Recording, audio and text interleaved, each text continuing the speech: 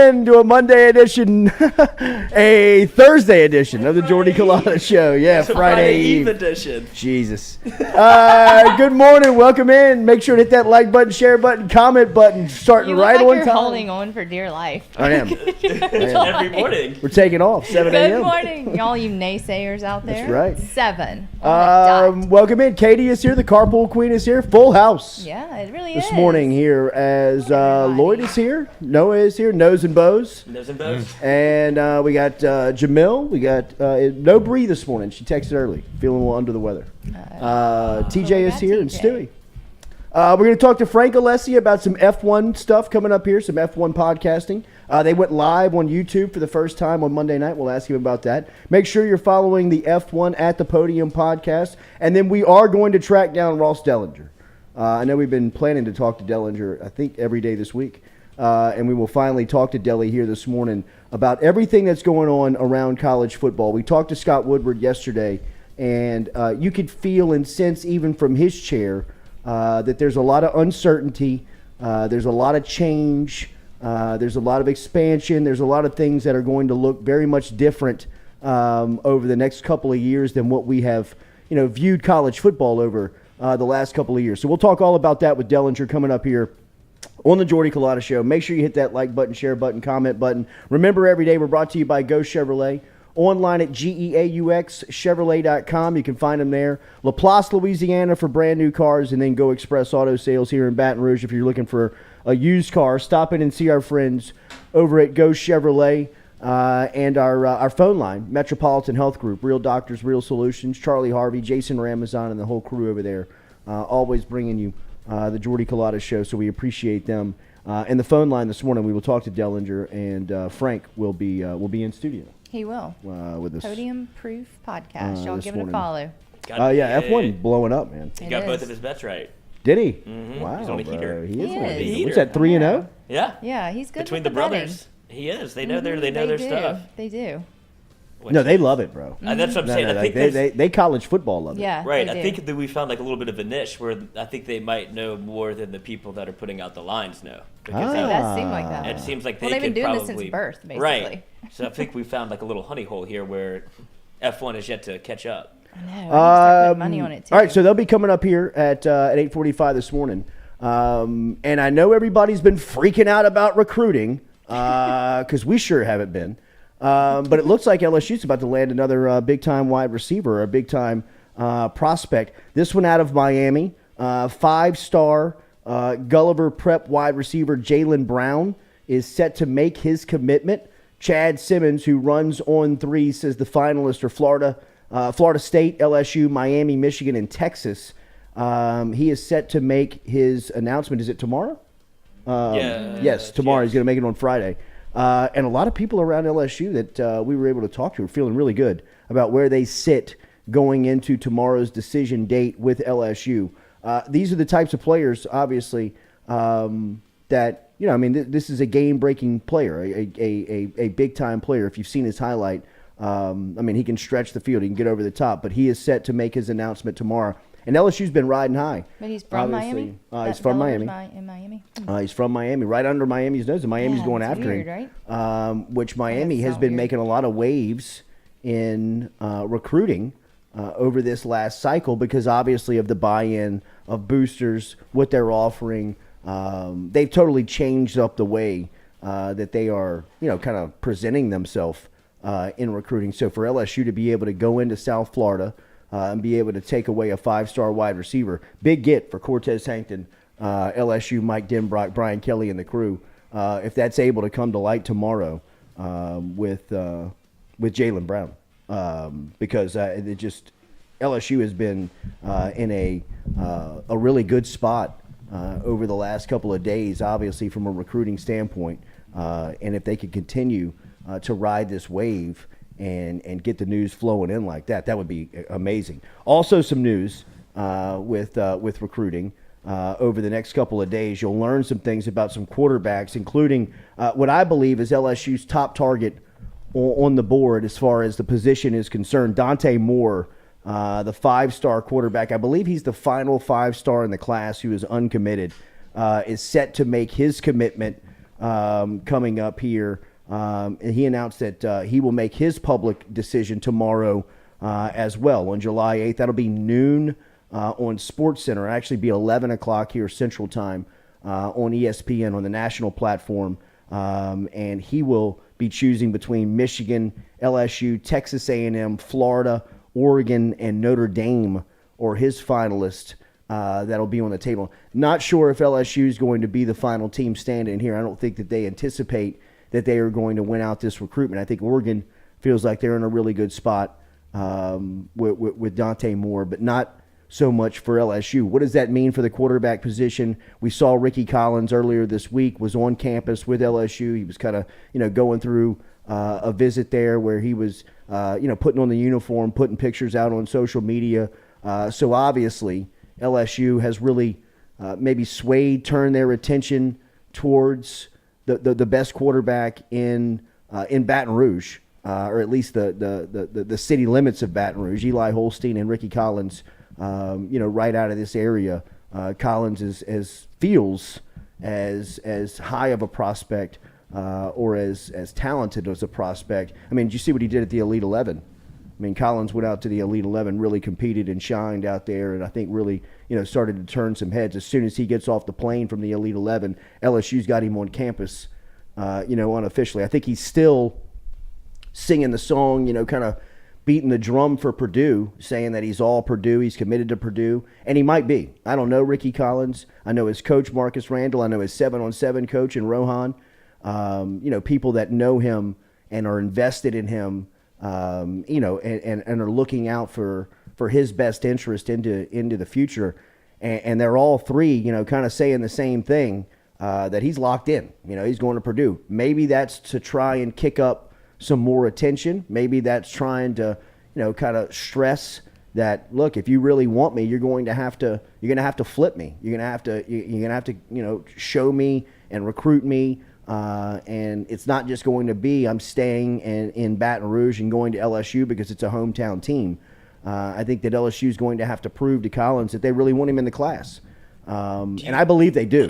I think they do. I think Joe Sloan, I think Mike Denbrock, I think everybody that matters in the decision-making process of LSU's standpoint, Brian Kelly, obviously, and Frank Wilson, I think they all like Collins. I think they all, have kind of would take him on the team, obviously. For sure. Don't you think that kind of recruiting has changed a little bit with the portal? Just because the old adage used to be you need a quarterback every class. Like I feel like the heat would have been turned up a little bit hotter on Ricky if that was the old way to do it. With the portal, it feels like they can almost let Ricky go to Purdue for 2 years, and then we can get you in the portal to come here to LSU when we need you. I think that you can take that approach on certain positions, especially positions like LSU's in a bind at defensive back this year. They've really gotten into the portal cleaned up. By the way, if you hadn't seen our Seven Banks conversation with Seven Banks, we had one yesterday. He came through the studio yesterday afternoon. The content is already online. All that stuff brought back to you by R&B Builders, but a really good, insightful look and introduction, really, to Seven Banks, who is down here in Baton Rouge. And I think a lot of people, don't really know him. I mean, they're kind of curious about him. And it's about 30 minutes. Private, he seems like, and soft-spoken. And yeah. He was really interesting. But, he's only been here for like a month. Yeah. Month and a half. Yeah. I like that about him. Yeah, no doubt. I mean, you can tell he's motivated. Yes. Yeah, He's very, very focused. He won't even play basketball anymore. Yeah. I know. I'm just locked in on football. Yeah. But even to have that kind of forethought to be like, I'm not trying to mess this up right now. No, yeah, I mean, like, that. But he's a prospect that he's one of those guys that could he got so close to it, he could feel it. Mm-hmm. I mean, he could smell it. He could sense I'm about to. He put his name into the NFL draft. about to be. I mean, 2 years ago he was projected to be a first-round pick. Right. Mm-hmm. Then the injury happened, didn't play. Puts his name into the draft. I think the feedback was kind of like, I mean, we'd take you a little late, third, but fourth round now. Right, but you are first-round talent. If you go show us you could play, you potentially could be a top 10 pick. And, he talked about the challenge of showing up at DBU and trying to start at cornerback. I mean, we got a good look at his booty. We called that out for everyone to see. Very nice booty. And we found out behind the scenes where Seven came from. Yeah. Right? Yes, we did. We didn't tell that on the air. No. but I believe TJ captured it. Did you get the video of it? Yeah, he was telling the story as he was signing. We have a CBS Sports flag that was tied up in Tiger Stadium for a big game, and we've got it now somehow it ended up in Jordy Culotta's hands. Somehow it's now at the studio. But we've had everybody that's come through here sign it, and it's really kind of turning out to be pretty cool. They're running out of space, and a lot of the names on there are growing. But Seven, as he was signing his name, kind of explained how his mom named him Seven Banks, and it's out of the Bible, and that's kind of the spelling on it, and the seventh day, what it meant to the Lord. It was a great story on how he kind of wrapped it up and what it means to him. And he was kind of talking about some of the theories that he's heard on why his name is Seven. He thought his mom had like 7 kids, and mom didn't have 7 kids. You know what I mean? It was like that'd be a great way to do it. It would be. But he's got a kind of low key, cool personality. Yeah, you know what I mean? He's an easy to like guy, and I think he's very relatable in the sense of you can sense he's not desperate, but he's motivated and focused to get on the field. Yeah. He is about to take this opportunity because, like I was saying, I think that he's seen it right up close. He's felt it where people are like, man, you keep playing like you're playing, you'll be a first-round pick. Mm-hmm. And then the injury happens, and I think for somebody that young, where you feel invincible, you know what I mean? Like you feel almost as if you're Kevlar, you know what I mean? You can't tear you apart. Nothing's ever happened. Right. Like you're not going to. It's not going to happen to me. Right. And when it does, it's a sense of reality that makes you grow up, and there's 2 ways to go with it. I mean, you can either sit there and excuse it and wonder why, and kind of worry about what's going to happen to you, or you just kind of do the work and go get healthy and try to play. And I think he's in that mindset where, man, he's somebody I haven't really thought about in the mix. And if he's a player, you know what I mean? If he's 2 years ago, Seven Banks. Right. LSU she was looking for one overnight has really gone to I would be prepared to call them a dominant defense, expectation of being a dominant defense going into. If you can guard on the outside and you've got the front seven that LSU does, that they have with the front seven that they have. And if they've got a cornerback, and I think that Garner's a stud. I think Mekhi Garner's going to be a player. I think he's going to be able to defend at the SEC level. He'll be exposed in some things and see some things for the first time in football, but I think he's athletic, mature, experienced enough to be able to make it up. Absolutely strong and big enough. He's SEC caliber player, right? And then you've got somebody opposite him, like Seven Banks. And I was very impressed with Bernard Converse, who came through here. Maybe not the size that you're looking for on an SEC corner, but the amount of football that he's played and the experience that he comes with. All academic guy, 4 years in a row. I think that means something as a football player. Just being able to see it, diagnose it, play with it, kind of get out there and play without thinking. But if Seven Banks is healthy and he's what his potential says he could be, LSU could be top 5, top 10 defense in the country. Really. Talking to Jamar Kane a little bit on camera and off camera. He's so relaxed that wouldn't you be? That's what I'm saying. But that isn't fake confidence. So right. I can't. What an unbelievable got opportunity. Jaqueline Roy and Mason Smith on the inside, man. BJ, you know what I mean? Nobody really knows how good Mingo is, and I'm telling you, he's a player. It's you saw how he reacted to Savion Smith when we asked him about Savion Jones. Savion Jones, a big defensive end out of St. James. They're all sitting in a really good spot on defense of being able to bring along talent like Quincy and Savion and having the upper echelon talent like Ali Gay, B.J. Ojolari, Mason Smith, Jaqueline Roy, all of these guys that turn loose. Jacoby and Guillory. Tank looked great. Kane talked about Guillory off the air where he said, look, man, this is how I handled Jacobian in the spring. He said, I love Jacobian Guillory. He's a great kid. You know what I mean? You want him in your crew. He's good for the room. Right. Right? But that's all he really was when he showed up, right? And when they had that real conversation at the middle point of spring, like, hey, man, where am I? You know, like, where do I fit into this very talented room? And, you know, Jamar Cain motivated him by kind of giving him like that California motivation. Bro, I like you. You know what I mean? You're a good dude. But I'm being paid to win football games, and I got to have somebody that I can count on that's going to be in shape, that's going to know technique, that's going to get out there and play. And, you know, overnight, Jacoby and Guillory shows up, lost weight, motivated, talks about his relationship with Dr. Franks in the nutrition center. I mean, like, it's players like that, and it's things like that are happening right now and around LSU that Because if you can go almost 8 deep on the defensive line, that makes you so hard to beat in a four-quarter football game. You know what that does in the SEC is it makes you competitive in November. Right. Late October, early November. To me, that's the difference between Alabama, Georgia, LSU in the times where, you know, you're able People to go down. sustain this schedule in this season because it's so grueling. I mean, the month of September is going to beat up LSU. And then you go into October where it's just one after another. By the time you get to November, you're looking around like, damn, nobody's healthy. Well, look what happened last year. Yeah. Whenever they went to go play Alabama, we had like 60 kids on the bus. Like they didn't have enough. They barely had enough players to play, and that's just because obviously the way that the LSU roster was decimated. I think they've done a good job of building up depth, not only on the defensive line, but kind of everywhere. Like he went into the portal and he's built the roster to at least it can be sustainable and competitive. Like you feel pretty good about everybody that he's brought in because they're all going to play.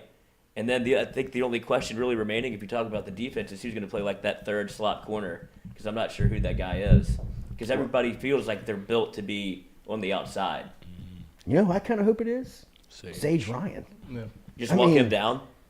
Why not? He was the second corner. He was the second slot. Yeah, when spring. Flott was out, he came And in it play. felt like he kind of looked comfortable Right. there. He looked uncomfortable in a lot of spots last year. I mean, he said so in the conversation. But one place he did look comfortable was like put him in the middle of the field and let him play with all those athletes. Let him get out there and run. That's where he's really kind of, to me, he's not going to come up and hit you. You know what I mean? Like he's not going to, but he is going to me, he's big, strong, and athletic enough to play and run with those guys on the inside. And he's durable enough to I don't know if he can guard Arik Gilbert or some of those tight ends from Georgia, but he can run with those big guys. He's physical and strong enough where he's going to be able to play and run. I'm telling you, man, you look up and you start rattling off some of these names that LSU has, and I'm concerned about the defensive backfield. I think you have to be just on who's going to step up, who's going to play. But they got guys. And if Sevyn Banks is healthy and a player, if the light goes on like it looked like it did for Sage Ryan when he sat right there, if Jarek Bernard-Converse is the player you expect him to, not an all-SEC guy, not going to go out there and lock up, another team's number one for 4 quarters, but somebody that's got really good experience, veteran leadership, can help you out there.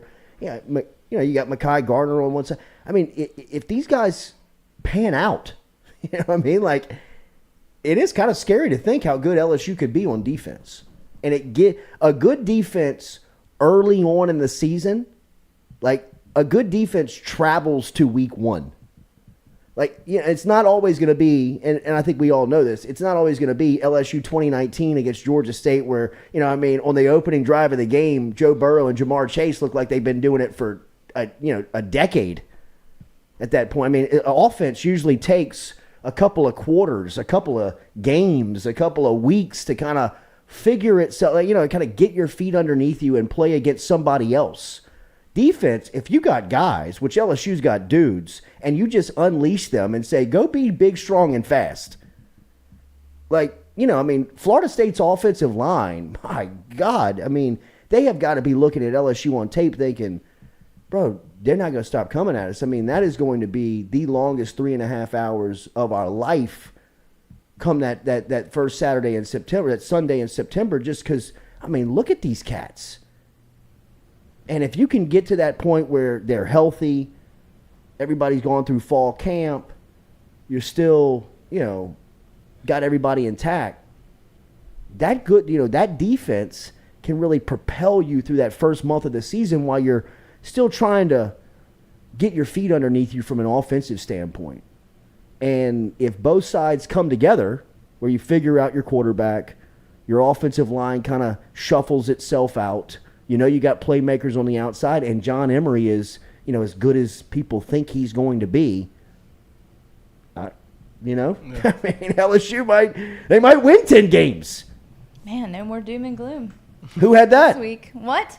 Where was that? Last week? Who? Everybody in here. When? No. Come on. I don't even know what y'all talking about. Like turn the upside down now. Watch it. Yeah, Really watching the wrong different. show. Great. It's great. I mean, I was Katie, positive the whole you time. were doom and gloom so, about I've never that. wavered. You were more doom and gloom I about was Ole not. Miss winning the championship. We're not talking about Ole Miss. We're talking about LSU football. Mike Bianco joining us here in 15 minutes talking Shut about Ole Miss national championship. God. Men's Total Health. Remember our friends over at Men's Lane Total Kiffin Health? up next. Men'sTotalHealth.net is where you can find them online. Do you suffer from low testosterone? If you do, you can go have the conversation with Mike Roach. He's been doing it for a long time down in Houston. He's moved home to have the conversation with the locals. He's back in New Orleans where he wants to be, helping out his community. He's great, man. Go see Mike Roach. He's located on Veterans Memorial Highway. They're online at menstotalhealth.net, menstotalhealth.net. If you are having trouble sleeping, if you're working out, you can't keep the muscle mass on, if you're losing your sex drive, if you're losing your memory, if you're losing your vision, you feel like you're getting old,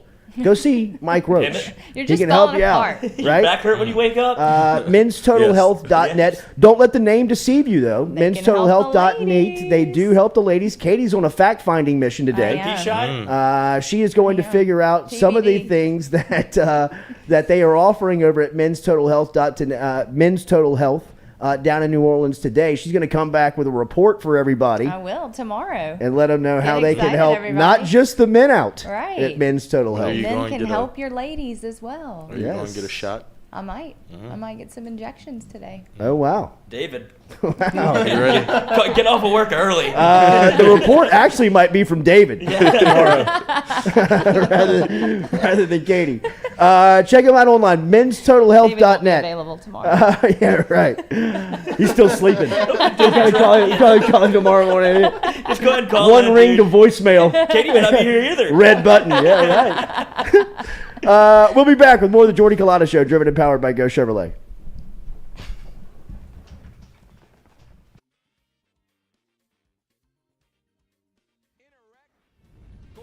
Injury Attorneys is ready to go to work for you. Come meet your team.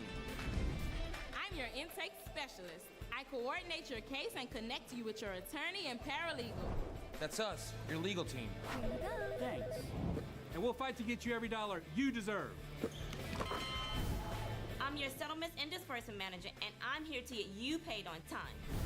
I'm attorney Gordon McKernan. Put our team to work today. Just call us. Get it done.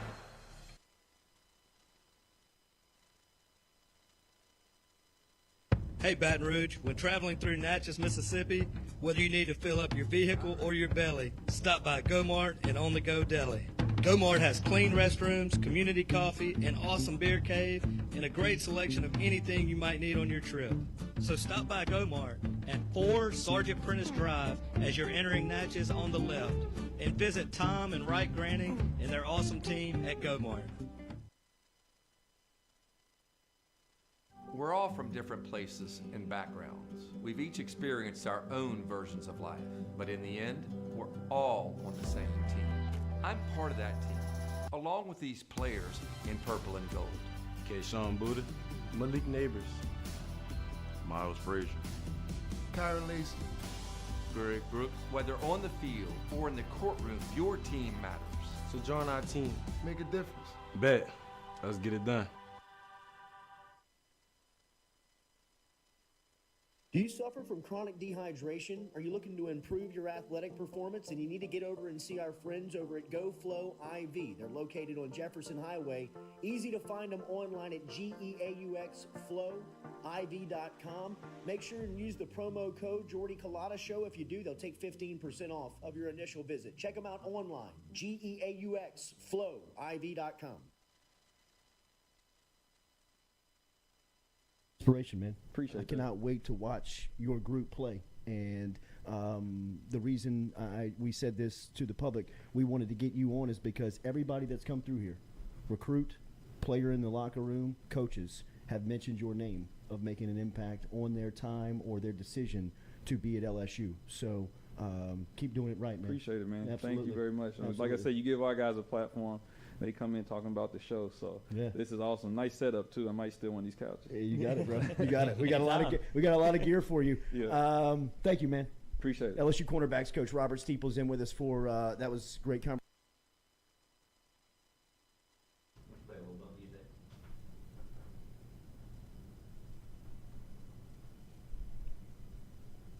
All right, welcome back here to the Jordy Culotta Show live on this Thursday. Remember to hit that like button, share button, comment button as you can help us out. We want to help you out as one of our loyal listeners is over in Texas. Jacques was here yesterday talking about Red Rock and Blue, and Red Rock and Blue will have its annual concert this Friday night. The softball tournament will go live at the end of the month. But one of our listeners bought a couple of tickets to the concert. 4 tickets to the concert coming up this Friday night. Can't go, so we're going to give them away. Katie, who is it? What's going on? His name is Patrick Bayline. He's an LSU alum and an Army sergeant deployed to the border, and he listens every day, and he bought 4 tickets just because he's excited about the event and wants to give them away to somebody. They're under his name at will call. It's Patrick Bayline, but it's spelled Bellon, and we'll put that in the chat. But how are we going to give away these tickets? Hashtag Red Rock and Blue inside of the YouTube chat app, and we will get a winner. We'll announce a winner tomorrow morning. So if you want to go to the concert, if you're able to make it tomorrow night over at Chelsea's here in Baton Rouge, and you do not have tickets but want tickets, drop a hashtag Red Rock and Blue inside of the chat, and we will choose a winner before we get out of here tomorrow morning. So we appreciate the listener for helping us out, and hopefully we can help you out with a couple of tickets coming up. We're going to talk to Dellenger coming up here at 7:45, and obviously we'll talk to Delly about everything going on in college sports. Right, we've had Dellenger lined up a couple of mornings here. Yesterday he had to bail out because he was going into an athletic director's conference call on talking about what's going to happen here with all the shakeups that's happening within conferences, and I really do feel like it's going to get to a point here where you're just going to have, it's going to be like the NFL. I mean, it's going to be like 2 divisions of, 20 teams. I anticipate where Miami, Clemson, schools like North Carolina are in discussions with the SEC. Florida State, Miami. Florida State. We looked at it yesterday, Lord. I think I don't think, but what the draw here is television sets. Absolutely. That's what people want. So I don't know what Florida State does for. I would imagine that the television sets are gobbled up by the majority of Florida fans in that Orlando, Central Florida area. I would think that Miami would probably be more appealing than Florida State would be, just because you get another section of Florida, right? I would assume that the SEC right now pretty much owns Central Florida, from pretty much Tallahassee, Tampa, that area up, Orlando up to the top of the Gulf Coast. I'd imagine is dominated by SEC television sets. I guess so, yeah. I would think that Florida owns Orlando in that area, and then Alabama, Georgia, Auburn. Right. Or all LSU. Yeah, that's all true. Have a tremendous amount of support in that part of the country. It's crazy. That's what started. It's pretty much the SEC network started all of this. Once they saw the television dollars that the conference was able to bring in from having their own own channel, then you had the ACC network pop up. You had the Pac-12 network pop up or whatever, and they weren't able to have the same amount of success because I would imagine the fan bases aren't as rampant. People just consumed so much SEC content, and where we were the heart of college football. Yeah. But I'd imagine if you can align yourself with a conference like the SEC, then the SEC network just gets bigger. And then it's just two. Oh, that's it's going to be 2 essentially cable stations against each other. Yeah, and that's all it is.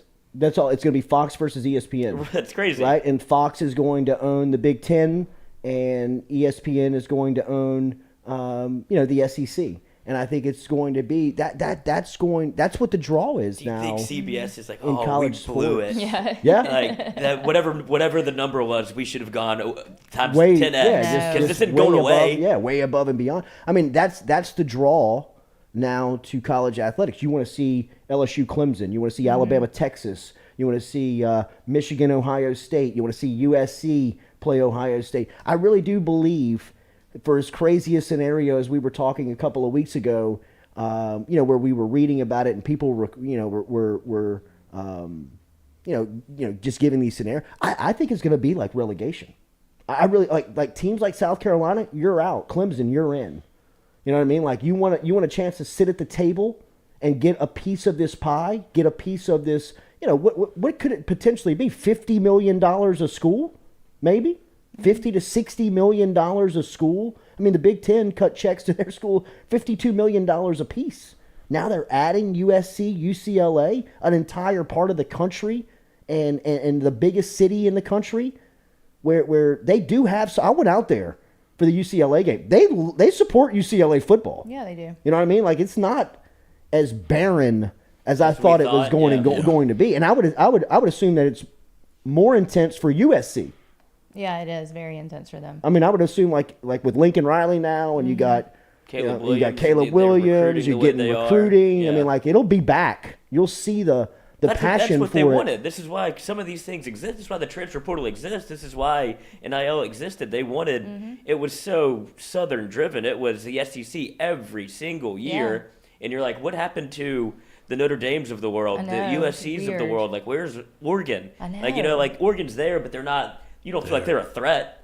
So it's just like they're trying to be able to pump this thing up to where it's more national instead of I'm watching Alabama, Georgia for the second time, like in the national championship, the third time. Like, right. Great. Like I know they're the best two teams, but if you're on the West Coast, you're probably like I'll watch the highlights. I mean, the money is all coming from television. Now, I even think that you're going to start to see like apparel.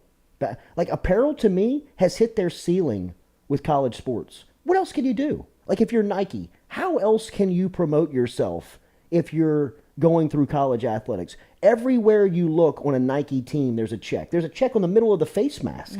There's a check on the collar. There's a check on the hip. There's a check on the shoe. There's a check on the sock. I mean, we get it. You're everywhere. Check on the how glove. many more paces? They're on the Check in my pocket. They're on the coach. Yeah, check in the pocket. But I don't know how much more that check can increase, because to me, you've hit the ceiling. Look what Nike's doing. A lot of their money now is going to soccer internationally. It's going to just individual players. And look at Rafael Nadal yesterday in that tennis match. I mean, he looked like a billboard. Right. I mean, like it's the money in college athletics is solely now coming from one entity. It is all about the television dollar. Everybody else, I think that, you're starting to see other. I mean, Nike pays 3/4 of Brian Kelly's contract. They pay a tremendous amount of these high dollar contracts to these big time coaches to make sure and secure their spot, that every time Brian Kelly is in public, he's got the check on. Absolutely. Every time Nick Saban's in public, Kirby Smart, Jimbo Fisher, all these guys, Jimbo Fisher's Adidas, right? I mean, I'm sure that Adidas fits a ton of the bill of, one thing that I do recognize and watch this. Somebody pointed this out to me, and watch this for yourselves moving forward. You will never see Scott Woodward in Nike gear. If you look at him yesterday, he had a Peter Millar polo on. Yeah, Big high collar. And He's always what got. shoes did he have on? He's always got he had black. ones. He had black on clouds. That's right. on. That's right. I noticed that. He had at the I was- LSU games when he's there, he never has the coach's polo on. Yeah. He's always got like a purple or gold button up, like a polo on. And somebody pointed out to me, like, watch. Think about it though. Everywhere Woodward's been, he changed the deal. He got the Under Armour deal done at Washington. He extended and got the Adidas deal. I thought Washington more intense. Washington's still Adidas. But they might Under have Armour. switched to whatever they were when Woodward They was were there. Nike. He changed the deal. Yeah, Jake Locker was Nike'd out. He changed the deal. I believe they Weird. went I to didn't Under know Armour. this. At Texas A&M, their contract came up for expiring while Woodward was there. now they're like one of Adidas' top schools. If you look at them, Texas A&M is like one of their showcase schools, a lot like LSU is for Nike. LSU is, I think Nike has their core 5, where Texas is one, University of Florida is one, Oregon obviously is one, LSU is one, and I forget who the fifth. It might be Alabama. I was about to say it's definitely Alabama. I think it is Alabama. Ohio I think it is State, Alabama. Maybe Ohio State. Might be Ohio State. But like that, but where they like experiment products with like they will debut Nike Pro Combo you'll jerseys, debut products with those schools. Like you'll see them for the first time. The with Nike those tennis shoe, the team colored. I was telling. But if you TJ, recognize Woodward, he doesn't never has Nike gear on. Nike LSU Is he making official a change, gear do on. you think? I don't know if he's. Just I don't know. playing I don't know. hardball. I don't know if he's making a change as much as he's sending a statement. Yeah, As clearly. much as That's weird. I never noticed that. LSU and wouldn't once look good once in it was Adidas pointed uniforms. out, Yeah. and you look at and you kind of recognize it, he never does. Yeah, because every person affiliated with LSU that's been in here has had on Nikes. Always. And I always look at their shoes, and I was looking at his Always. yesterday. Well, I mean, because it's. the black I mean, ones, and I was like, that's coaching gear. Yeah. So like that stuff for those guys is Right. hanging in their office Yeah. locker. Yeah. You know what I mean? Where it's like you get fitted in your interview. What size are you? Well, I'm a large. I'm an extra large. So when you show up to the job on the first day, you've got a closet full of gear. But wouldn't he have that as well? Absolutely, Yeah. more than So anyone. he's just not I wearing mean, he's any got of it. his pick of the litter. Yeah. You know what I mean? Like He's got one of one. Yeah, absolutely. Does he Yeah. not have a locker in the? Because you know how like Yes. everybody has a locker Absolutely, in the he locker does. room. He's just still got the it's plastic clothes over for the it. Yeah, it's over the clothes. I mean, really, we need to ask you what size we he is. have so it. we I can get know. a I hand-down. mean, coach. What size shoe does he wear? I was about Right. to say LSU's going to be the first football team with Peter Millar uniforms. Yeah, right. I got the golf team at Oh LSU. my for God, like, how this is so bougie would that be? comfortable. Yeah, the horse, the polo horse. That's what I've been saying that for Ole Miss. But I do believe that he is. I don't think that he's threatening anything. You know what I mean? But I think that he's sending a message of, you know, we're open for negotiation. You know, That's like, interesting, we're not yeah. we're not so much tying ourselves Yeah. to Nike, and I'd imagine that, you know, like Nike probably looks at that as some sort of threat. You know, and especially the fact where Woodward has dealt with other apparel deals with Adidas and Under Armour, and he's Right. got experience in doing that. So But I wonder if he's ever changed a school from Nike to another Yeah, vendor. he changed Washington Nike? from Nike to Adidas. yes, I mean, that's big. no, it's Yeah, it's big. but- It's big. I can't see LSU I wearing can't Adidas either, or but- Under You can't. Armour. Like, I it's mean, just, I cannot. I could never picture the want day to. of LSU No. wearing Jumpman. anything. Like, I think that Right. the LSU actually turned down Jumpman, and that's when it went to Florida Right. because Why would you turn down Jumpman? The Nike they relationship. had a great. I remember Stringfellow told me the explanation for it in the sense of it's the same gear with the check, and LSU had been branded so well with that type of apparel that it just didn't make that much. I mean, like you get a little bit of upgrade, like in the shoes, like the shoes are tight. He said, but all in all, it's the same deal. And from LSU LSU's standpoint, Yeah. it didn't make as much sense to Yeah. jump. But I mean, like a purple and gold Jumpman logo Oh my God. gear. I mean, look, sometimes the Lakers has the Jumpman Yeah. Yeah. logo, like their purple Lakers jerseys have the Jumpman logo. I mean, it is. I mean, it's pretty slick. Yeah, but like y'all said, I don't see anything other than Nike on No way. LSU, and Nike thinks the same thing about LSU Yeah. because I would imagine if you could like go through the apparel sales of like game day polos, the god awful shoes that they put out that are like team colored and Yeah. that people Baseball get. fan. Yeah, and like the hats and all LSU fans just engorge themselves with like all the team gear. Well, The whatever polo you is, put like, out. the newest one. Whatever Every you year whatever you you get- put you get out, a new polo. whatever you pull it's out. $145. Absolutely. People are like, I gotta have it. You could have a purple and gold X stripe across your chest, and you could sell 100,000. Yeah, put it, crazy. put it, I in, the, mean, put like it in the this- middle of the mall. People are like, oh, pretty cool, huh? Yeah. nice LSU shirt there. Yeah. Remember, Daily, we are brought to you by our friends over at Cajun Ready Mix Concrete. Cajun Ready Mix is online at CajunRMC.com. No project too big or too small for our friends over at Cajun Ready Mix Concrete. Whether it's industrial, residential, municipal, government, they can help you out today. Get in touch with them. CajunRMC.com. CajunRMC.com is where you can find them online and give them a call. Cajun Ready Mix Concrete, right here in Baton Rouge. They've got 9 plant locations around the greater Baton Rouge area, which means that they can have your concrete to you on time and to the exact specification. So get in touch with Cajun Ready Mix Concrete today, online at CajunRMC.com. We're going to talk to Dellenger here in a couple of minutes, where we will obviously revisit some of this college football discussion on what is going to what's it going to be like, man? What's on the horizon here?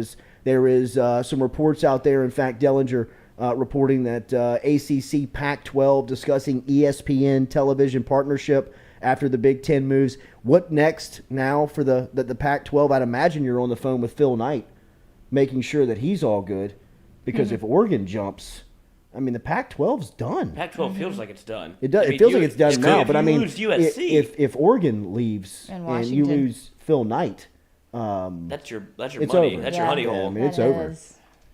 So we will ask Dellenger what he anticipates happening next, and where does the SEC stop? I imagine the SEC here in the next couple of months, over the next year, announcing more additions to the league. Schools like Miami, schools like Clemson, schools that make sense from a television contractual standpoint. Do you go west?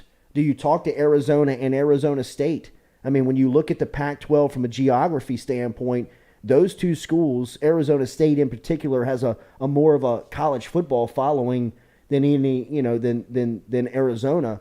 Do you pick up those television sets and put them in the SEC? Do you continue to go west, or do you move all of your resources towards schools like Miami and Clemson and Florida State and North Carolina? What could be the shakeout of this? We'll talk about it all with Weird looking Dellenger. map. It's going to be a weird looking map. That's gonna be a weird. I mean, the Big Ten. I mean, USC Lloyd, do flying you have to that map? Purdue on a weekend. Me and Lloyd found a map yesterday, and it was like showing really? what teams would be in which conference, and Yeah. it was just like, It was wild. yeah, That's what I it's pictured in my insane. head, like, it the has to be weird. Pac-12 was like, not the Pac-12, the Big Ten was like Oregon, Washington, USC, UCLA, and then all the Big Ten teams. Yeah, that's So, like, weird. The travel. Yeah, Look, the I travel know. is going to be I know. crazy. It's gonna be a nightmare. So odd. Think about it for football, but that's one way. Like, think about basketball. Basketball. Yeah. I mean, it's going to be the NBA. Like, you Women's gotta travel. sport. Yeah, it Yeah, will you got to be. travel. They said that this deal with the Big Ten saved women's sports at UCLA. Think about that. UCLA's got like the national champion gymnastics. This is They it. do, and they've racked up $102.8 million in debt. UCLA, their athletic department They has. said the athletic department was about to fold. Yes. That's, Wow. that's They're about they to have shutter the 25 place, teams. right? They're teams that are UCLA? just going to shut down. I mean, they can't afford them, so they're hoping that like earning $100 million per year from this is going to like bring them out of that. well, I mean that's where. I mean, they had to do it. that's why it had to happen. They had to do it. I mean, that's what it was. Yeah. I mean, it just Look at it the was, big, Yeah, the that's Big so Ten. This weird. it is was a money grab. bizarre. I mean, can That's you so imagine weird. UCLA's flight in baseball to go play Rutgers? Oh my god! I think Rutgers is coming to USC Next year they are. Yeah, but you can't play in the weather. I mean, it's just. I mean, imagine UCLA or I USC mean, playing this. Minnesota. the basketball flight for UCLA to go play Penn State in the middle of November, in the middle of, my of God. February. Yeah, and then on the Friday, you got to come back and play at home. Yeah. I mean, That's really that's weird. a 2-day travel. Yeah. Was it just 4 conferences? It was just Big I Ten, mean, the SEC is SEC. the only one that makes any sense at all. Right, So the right. states are so close together. Yeah. Wait, how many maps are there? Just 4. these two? Just Are 4. there? Okay. Yeah, How many teams? 20 each. Yeah. Makes sense. Go back to the SEC. Yeah, keep going. What? So it's ACC, SEC, Yeah. Big Ten, and What a great basketball Big league. 12. I'm telling you, the I SEC mean, you would add be- North Carolina, Texas. right? Ugh. That's weird. I mean, Oklahoma's got a good basketball program. yeah, Miami. But like, how do Miami? you schedule that? How do they? I know. With $100 million in the coffer, you figure it out. Guess You know so. what I mean? I guess Because that's so. what's happening. Yeah, you Yeah. don't I mean, have they're to take saying these like, tests I anymore. mean, like, think about it. The Big Ten president is picking up the phone, calling USC and UCLA, asking, "Do you want to join our league?" I mean, they're probably like putting them on hold, being like, "We don't want to do this, do we? Like, we're not joining the Big Ten." Well, look, man, I don't know. How's $100 million a year sound? We're in. Yeah, when You you're know what I in mean? Like debt the over money's $100 just million. too. Yeah, just it's need just some too gas good. money. Like, Yeah. what are y'all going to do about the flight from Penn State Gas to to Westwood. I don't know. We're gonna figure it out though. Them kids. Right. They can drive themselves. We're gonna figure it out. I promise you that. Ross Dellenger coming up next here on the Jordy Culotta Show, driven and powered by Go Chevrolet. That's a fine, Lloyd. Oh, what happened? Yes, $20. Did you say GD? No, Well, he said the I'll F have word. to wait for the conference realignment money, and then I'll be able to pay it. There you go. I owe you. Yeah.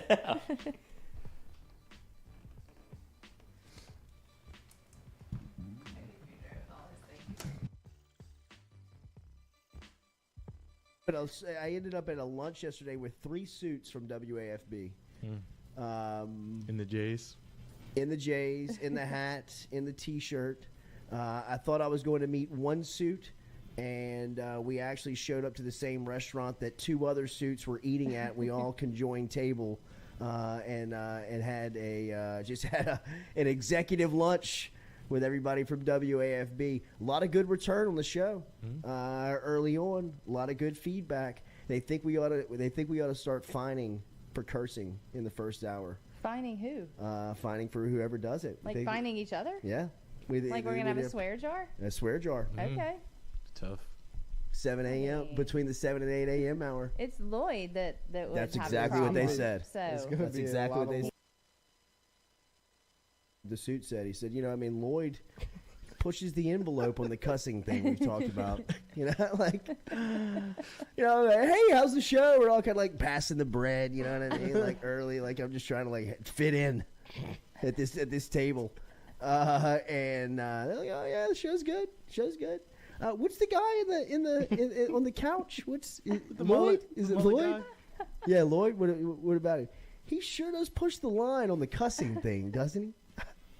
Which, by the way, there's no rules to our contract at WAFB that states that, like we can't cuss at a certain time or, we've got to change the show at any point. There's been no discussions of changing anything that we do from WAFB. That's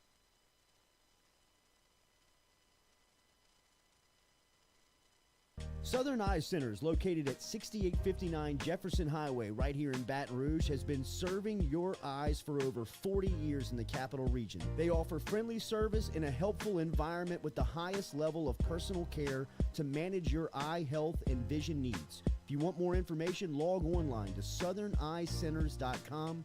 That is southerneyecenters.com. Stop in and check out their beautiful office located on Jefferson Highway right here in the capital city. And remember, each time you walk in there and you mention the Jordy Culotta Show, Dr. Ann Shaw and Southern Eye Centers will take 25% off of their fantastic selection of sunglasses. All you got to do is mention the Jordy Culotta Show. Check them out. southerneyecenters.com and located at 6859 Jefferson Highway.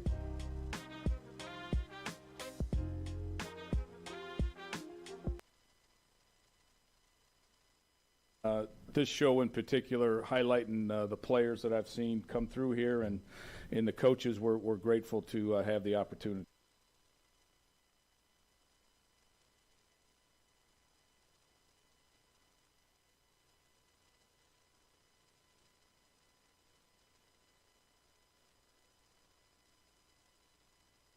Do you suffer from chronic dehydration? Are you looking to improve your athletic performance and you need to get over and see our friends over at GoFlow IV? They're located on Jefferson Highway. Easy to find them online at GEAUXFlowIV.com. Make sure and use the promo code Jordy Culotta Show. If you do, they'll take 15% off of your initial visit. Check them out online, GEAUXFlowIV.com.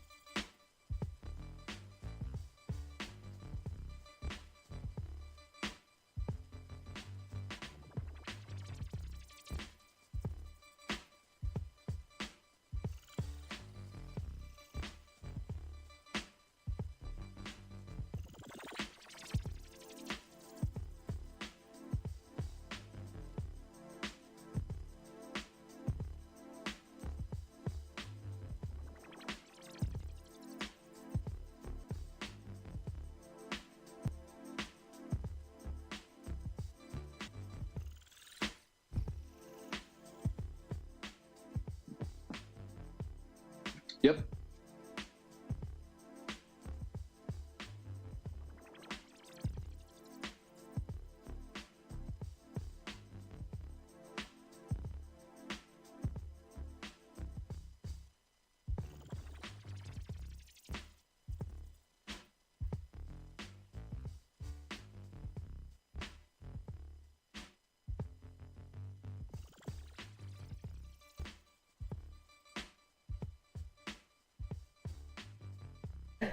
And all right, welcome back here to the Jordy Culotta Show, driven and powered by Ghost Chevrolet. Our boy Ross Dellenger has been on a wild goose chase as far as stories around college football is concerned. He's been everywhere, from NIL to conference realignment to tapping into AD's conference calls to everything that's going on right now. We will see Delly in a couple of weeks in Atlanta over at the SEC Media Days. Looking forward to running into our guy. But now we patch into him here. I believe he's up in D.C., as he joins us now here from Sports Illustrated. Ross, good morning. How are you, brother? Morning, Jordy. How you doing? Doing good. Sound terrific. Buddy, the world of college football right now. What's going on? I don't know. Somebody just ran across your screen. I'm concerned. Everything okay back there? It's like, what is happening? Yeah. Just the hair. Like tiptoeing out of the bathroom. It's like that. Oh my God, here he comes. All is right in the world. Go back. Yes. Go forward. So now I know everything's good. Yeah, college. The world of college sports right now is pretty chaotic. It's a wild time, and I think everybody kind of knew that the dominoes of Oklahoma and Texas would at some point seriously fall. And we saw, last year, obviously the Group of Five, we saw a lot of dominoes fall, conference realignment stuff, Conference USA, American, and all that. But what we really didn't see is a whole lot of movement on the Power Five level, and it just took a year, and now we have that movement. Big movement on the Power Five level, and it might not be over. So this should be an interesting next probably week or so, I think, to see where everything kind of goes. But yeah, it's been 3 straight summers now, man. We've had the COVID summer 2020, and last year was NIL stuff, and then now this year another wave of realignment. Ross, you mentioned that it may not be over. When you say that may not be over for the SEC, for the Big Ten, for who?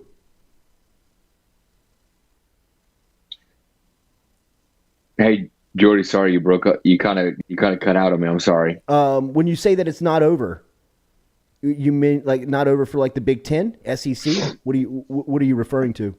This week, when you say that things could be happening this week? Yeah. I think it depends on what happens. No, I was referring to other conferences. So, specifically the Big 12 and the Pac-12 right now. It seems to be that the Big 12 is being pretty aggressive at pursuing Pac-12 teams, hoping to kind of poach them. And maybe it'll be vice versa. You could have big Pac-12 teams maybe start poaching some Big 12 teams. If I think that the Big Ten is mostly done, aside from the big domino of Notre Dame. I think the Big Ten is done. I was talking to somebody from the SEC yesterday, and they're not in a panic or anything. I don't think they're going to jump to spring to life to add more teams. Teams have to bring value, and it's kind of like I've explained to some people yesterday. It's about quality, not quantity, because it's all about TV money and the distribution of TV money. So if your annual TV distribution to each school doesn't increase when you add members, then it's not worth it. It's not valuable enough. And I don't know what teams out there add value to the Big Ten and SEC right now. Those teams that are outside of those two leagues, a lot of those teams that would add value are in the ACC, and they're locked into a grant of rights deal for another 14 years. So there's just not a lot of options out there. So I think the Big Ten seems like it's mostly done. The SEC, I don't expect to do anything. But Notre Dame is the big domino here. It's kind of the next one. Will Notre Dame join the Big Ten or the ACC? But I'd imagine the Big Ten is a much more attractive option for them. Or will they remain independent? I get the sense they're not in a rush to make the decision.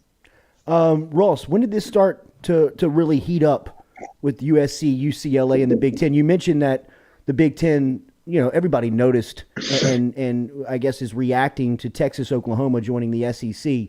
When did these discussions really start to heat up from your reporting? It's tough. I've just kind of been told several months, but it didn't really intensify the last 6 to 8 weeks. Probably, I don't know, early June, late May, something like that. Maybe things started to intensify, and I think part of the reason they intensified was some of the news leaking out about the Big Ten's new media rights deal, which is going to be significant, maybe $1 billion, maybe more now that USC and UCLA have joined the fray. So I think once all that stuff started to leak out, I think USC and UCLA probably increase their level of interest in the Big Ten. They're going to end up getting probably double in annual TV distribution than they would have in the Pac-12, whatever Pac-12 new deal happens, because they're in the final 2 years of their new deal or their old deal as well. So they'll be renegotiating a deal. So I think, again, it all goes back to money, but I think the interest was there for a few months, but it really didn't get real hot until the last 6 to 8 weeks. Obviously, it is George Culotta who is now the Pac-12 commissioner, but does this shed more light on how incompetent Larry Scott was in his role as the Pac-12 commissioner? I mean, the fruits are not the fruits. I guess the shakeout of his time has just been detrimental, right, for that league. Yeah, and the big thing is the Pac-12 network. It's he really made some missteps there. He didn't partner with a big cable provider. He didn't partner with ESPN or Fox or anybody else. In it was a more of a long-term deal, and you're just not going to see that anymore. In college sports, I don't think you're going to see long-term deals. Streaming and internet, TV, everything's changing so quickly that you can't lock yourself into a deal of much more than 10 years or so. And I expect the Big Ten's deal to be maybe 5 or 6 years or so. You just can't lock yourself in like you used to be able to. So that was his one big mistake. And then, the Pac-12 network, just because he didn't partner with a cable provider, they're not in a lot of homes, which is sad. I mean, even on the West Coast. So that was his big misstep. And that's what we're seeing with this Pac-12 ACC broadcasting partnership that we reported about last night. Is it would kind of replace the Pac-12 network and maybe stabilize the Pac-12. But that one seems, I don't know, it seems like a few days, if not a few weeks off on finalizing things. So, George Culotta is trying to keep everybody together, and this is probably one of the solutions. You mentioned that you talked to a representative from the SEC and that there, there's no concern, no rush here to go anywhere. What is their stance? What is their mindset after all of the news that has popped over college football over the last week? Well, there's certainly, they're watching the landscape and they're watching the moves happen. I think, like everybody else, I think their eyes are really focused on the Irish up there and what they do, because if they do go to the Big Ten, that's 17 Big Ten teams. Nobody stays at 17, an odd number. So you would think they would add probably a Washington or an Oregon, the Big Ten, to get to 18. And if that happens, I'm sure that'll get the SEC's attention, because that's 2 more teams than the SEC has, and that's 2 more, blue-blooded, pretty significant teams. And at that point, yes, very much in different states. That would get them to Washington, Oregon, and would get a national brand like Notre Dame. So I think that would catch the SEC's attention, and maybe they would have some discussion then about, is there a move that they need to make? But right now, I don't think there's really any concern. I don't think they're springing into action in any way. Storyline you're watching for SEC Media Days? I know it's a week and a half out, and you probably can't think past 9 o'clock this morning, but is there anything that you're watching for the 4 days in Atlanta coming up at the College Football Hall of Fame? Well, certainly, it's too bad I'm not going to be there for Jimbo. I'm only staying the first 2 days, and then I'm going to ACC Media Days, which is the last 2 days of SEC. But Jimbo, I think, is on day 3. And obviously, given all the NIL stuff and the Nick Saban stuff that's happened, it'll be interesting to see, what transpires there when it comes to Jimbo and his comments about NIL and just overall NIL, right? I mean, that's going to be a topic of discussion and where it's at. And I'm interested to see what coaches say about it. Delly, you are a great artist as a writer. You paint a great picture for the mind when you describe things. Can you paint a picture on the sport that you will be covering 2 years from now? What it will look like? Do you have an idea? 2 years, I think that we are bound toward 2 mega conferences with 35 to 40 teams that separate themselves from everybody else and play in a semi-professionalized model of almost like a minor league of the NFL. That is, for a year now or more, what it feels like we've been barreling toward. Mm-hmm. I don't know that we get there in 2 years, but we're getting there quicker than I thought we would. I thought things were a little more stable. We wouldn't have a whole lot of conference realignment, and then USC and UCLA happened. And so I think we're going to get there quicker than I thought. I don't know that we get there in 2 years, but I think we get there quickly. And I think probably by 2 years, the NCAA may not be running college football any longer. So there probably would be some kind of FBS governing body that's separate. What happens first? Regulation on NIL or the scenario that you just painted?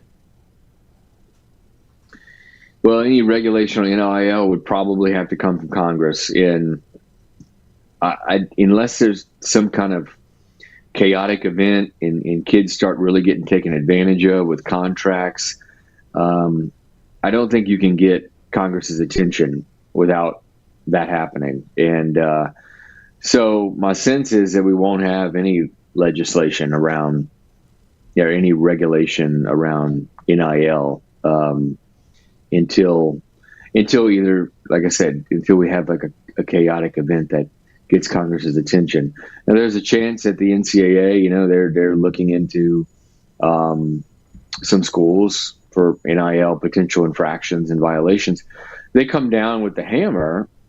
Maybe it scares some schools, and maybe you do have more of a regulation. But I wouldn't hold my breath on any kind of legislation or regulation around NIL. Good to talk to you, bro. Keep up the hard work. I'll see you in Atlanta in a couple of weeks. All right, guys. See y'all. All right, man.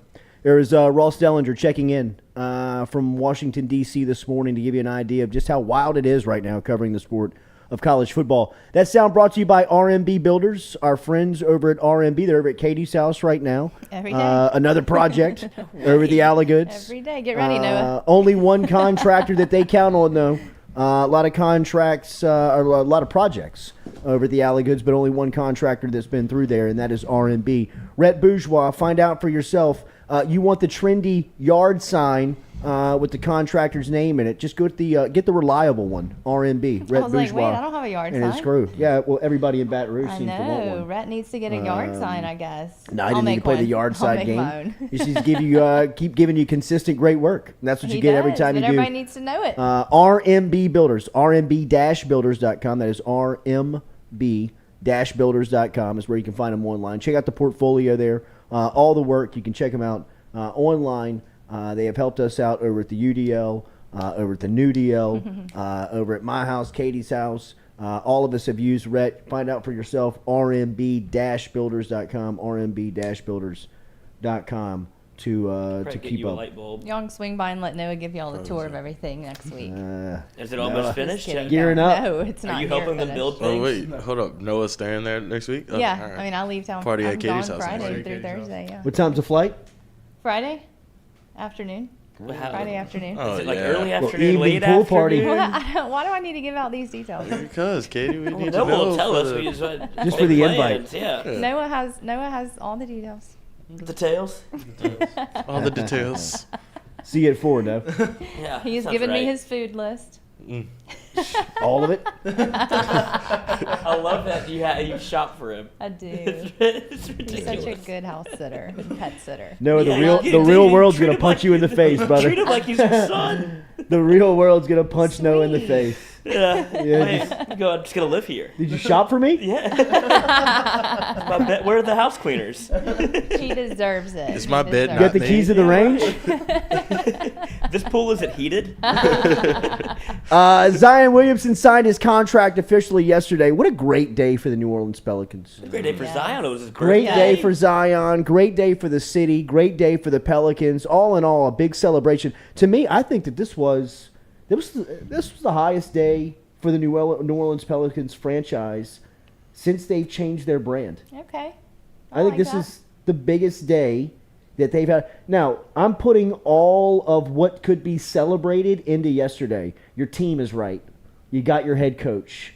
Your ownership seems to be aligned with everybody who's making decisions within the organization. And then you sign your generational future talent to a 5-year deal, which I may add does not include a player option, which is a big deal, right? A lot of these max deals are the language is written around that 5th year is on the player to decide whether or not he wants to come back to the franchise. In this That's standard particular in most contract, contracts? it's not standard, but a lot of the superstars want a way out. Yeah. You know what I mean? Look at Kevin Durant's Yeah. contract. Yeah. I mean, yeah, people thought KD was locked into Right. Brooklyn for 3 years. His second season, he gave himself an out clause. He's out. Yeah. You know, I mean, and like I've heard national media, just to give you an idea where the Pelicans are, and I'm not saying that it's a good idea. I don't know if it's a bad idea. Right now, I wouldn't do it, but they're talking about it, that Kevin Durant should think about the New Orleans Oh Pelicans. my God. They would have to trade for him. They would, but Yes, but the fact that they are saying that Durant should contemplate going down there and playing with the Pelicans, I don't want it. I've not heard that yet. I mean, they get the national people look at what the Pelicans are doing. Should KD Yeah. consider going and playing down there? You get a Like, legitimate superstar. you know what I that mean? gets to Like- build around Zion Williamson with a bona I fide love the star, Pelicans Kevin Durant. nucleus. I love the team, and I really do think that that's what got Zion back into the headspace faster than anything was when he was out in Portland last year and the Pelicans started to get it right. They were playing well, and sure, that'll kind of make you miss home and miss your team. But when you saw the Pelicans playing and saw how much they were liking each other and how much fun they were having, and Willie Green was kind of becoming a story in the league, and he was very relatable, and you could see that he was, really kind of the answer that the Pelicans were looking for after, 3 head coaches in 3 years. They found the guy. And I think Zion saw that. He saw Brandon Ingram was starting to, he was showing some emotion on the floor. Guys like Alvarez and Herb Jones were starting to make impacts. Valanciunas kind of found his spot. You had guys that were really starting to have fun playing basketball. Mm-hmm. I was listening to Jake Madison's Locked On Pels podcast earlier this week, and he was talking to a GM, a former GM in the league, and he said, how you can get a good idea of where a franchise sits or where they're kind of the state of the franchise without knowing anything about them. He said, go to the game and watch what happens. Watch the reaction of the bench when their superstars or their big-time players make plays. And it doesn't have to be every bucket. It doesn't have to be every, run-out dunk. But, I mean, if they make a big shot in a big spot in a game, you'll look at the bench and see how they react, how they support one another. And that'll kind of give you a good idea.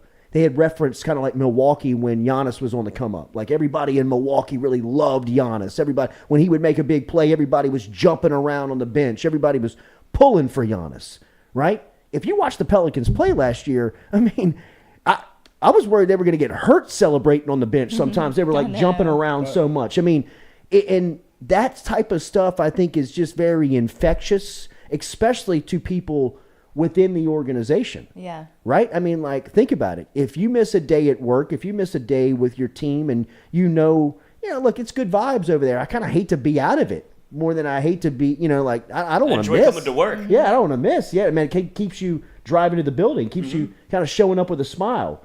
That's how I feel about coming here with you fine people every day. Me too, Katie. With you fine people. We show up every day. You know what I mean? People. But so if he doesn't have that option at the end of his contract, that just shows like his commitment to the team, basically. yeah, I think that a lot of people would have been like, and look, that's something that you can kind of tuck in to a contract. And when you're, the city of New Orleans, all of us, we're still sitting here celebrating Zion signing his contract today if he's got the player option on it. Mm-hmm. But when he does it, you're like, damn. He's really committed. Yeah. And like, not only that, the language of the contract, I mean, potentially you could pay him $239 million, $231 million, I think is if he taps it out, you know what I mean? Like, that's the number. But I mean, you look inside this contract, there's incentives. There's a $40 million incentive to be an all NBA guy. Mm-hmm. And I forgot about it. Zion got all NBA votes his second year. I mean, I know he's an all-star, but he's going to make the all-star team just because he's a highlight reel. When you're getting all NBA votes, that means that's your peers. That's the players in the league that are voting and saying, hey, these are the 5 best players in the league. And Zion was getting those votes in his second season. There's incentive in his contract. You make the all-NBA team, you get an extra couple million a year. I think that's, you're still, the language in the way it's, he's getting a guaranteed 190. So, I mean, Zion's rich. He's generationally rich today. This morning he woke up, his grandkids will never have to work if he manages this cash correctly, right? Which I anticipate he will. Yes. But there's still an opportunity to make $60 million more over the top of the guarantee. And all of that is written, and the language is centered around his health, his availability, and once he is available, his production. So, I mean, there's still incentive-laden goals within the financial structure of the contract. It's similar to Joel Embiid's max deal that he signed in Philadelphia. If you remember, the start to Joel Embiid's career was very hot and cold. It was one day he was here, the next day he was gone. He'd miss an entire season because he just couldn't get his feet right. And like we talked about with Zion, foot problems on a big guy in basketball, recipe for disaster. Usually doesn't work out. You know what I mean? Like, rarely do you see foot injury. Think Grant Hill. Right? I mean, Grant Hill's the best example I can get. Grant Hill was on a trajectory where they were comparing him to MJ his first 2 years in the league. Now, he went on to play a long time after the foot problems, but, I mean, he was never Grant Hill ever again. Right? I mean, Zion has shown, like, he's still jumping like that. Like, that's crazy. Joel Embiid, MVP caliber. MVP caliber type player after all the foot problems he's had as a 7-footer and a guy that plays like he does, he runs downhill a lot on a basketball floor. So, I mean, those contracts are very comparable where Embiid is a max player.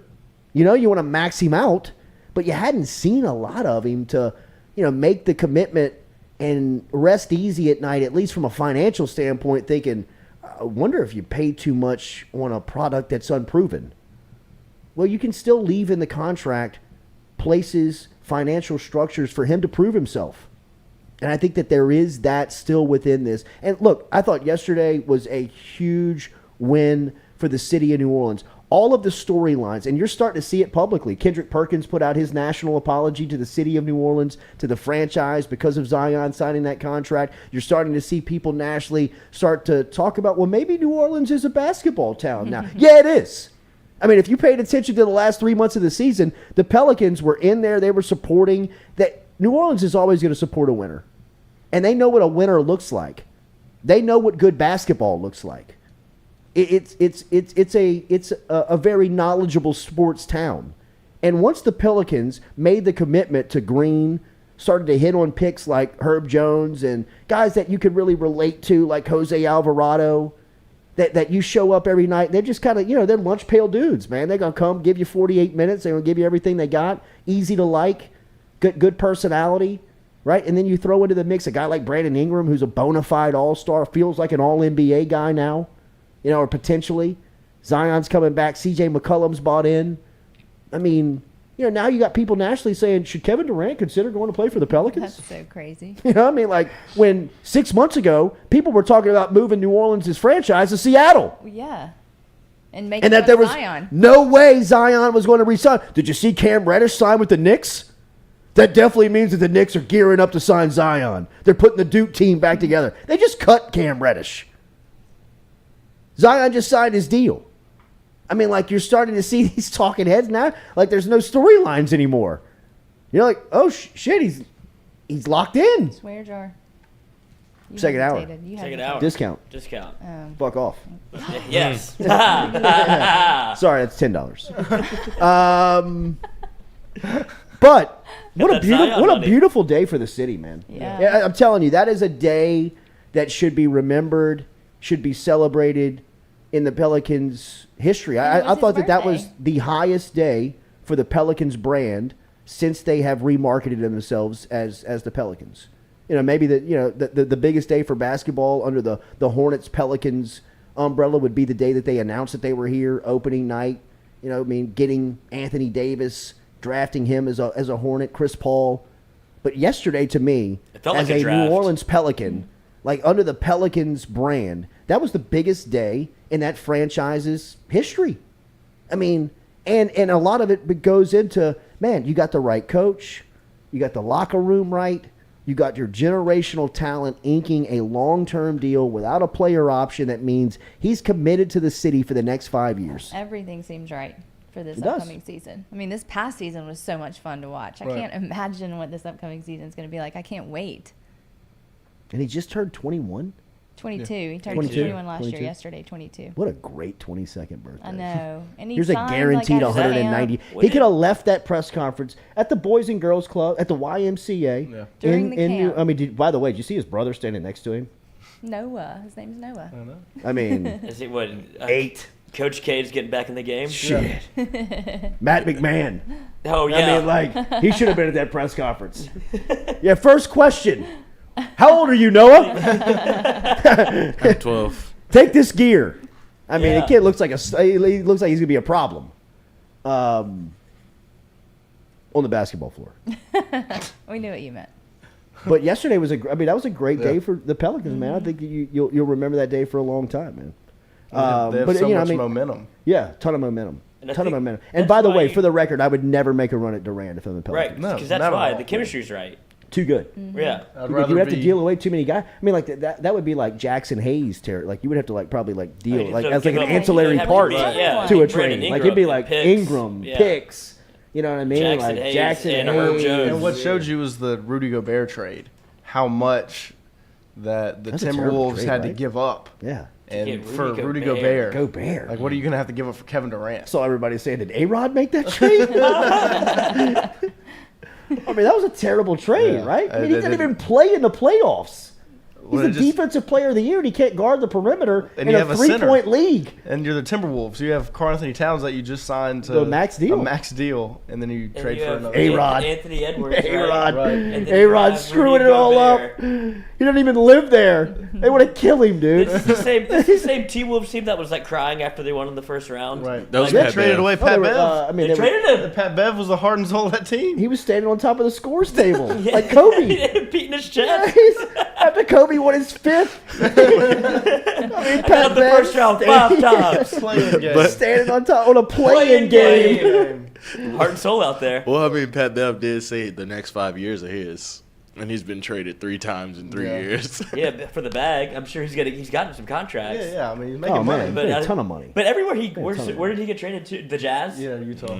Everywhere he goes, he does bring a little bit of a mentality. Absolutely. He kind of made the Timberwolves relevant.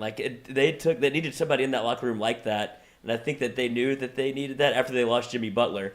And you're just Karl Anthony Towns is not the one to be the heart and soul of your team, and now you get another soft big man with Rudy Gobert, and Anthony Edwards is one of the most talented guys in the league. Going, who am I playing with? Yeah, I mean, he can't get past his rookie deal fast enough. No, yeah, he's from France. He'll be in New York. He'll be in LA. Yeah, he'll get a big time deal. I mean, Anthony Edwards is big time. Yeah.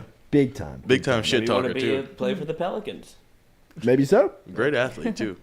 Yes. Sneak Well, I mean, like, break. he didn't even like basketball. He said he was a football player. Football Yeah. player. I mean, that's how good he was. Right. Crazy. Did you see LSU him? shut him down. Did you see him? Really? I remember. He didn't I play- remember he why didn't play well. he didn't play good at all that night against It LSU. looked like he didn't give it. He probably Give a didn't. hoot. Probably Yeah, I didn't. mean, he didn't want. He didn't Wasn't want Georgia that, not Mike. good He that didn't year, wanna play though? in college. Like, How they did were- Georgia he was get to terrible that Georgia? Yeah.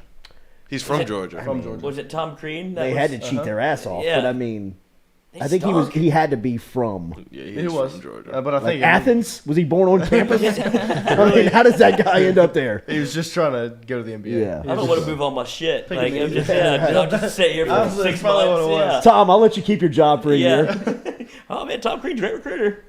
Did they fire him then? Yeah, oh yeah. Yeah. They have. They hired they have Florida Florida's coach Matt head White. coach. Yeah. Oh yeah, big chest, big workout guy. Yeah, big workout guy. It was always funny to see him and Willie. It's like, I'm focusing on basketball. You're focusing on yourself. You're really a jogger? Yeah. I talked to Willie this morning. On his run. Life is good, but Miss him. Willie, I know, man. He misses us. He just misses the grind of Of it. course.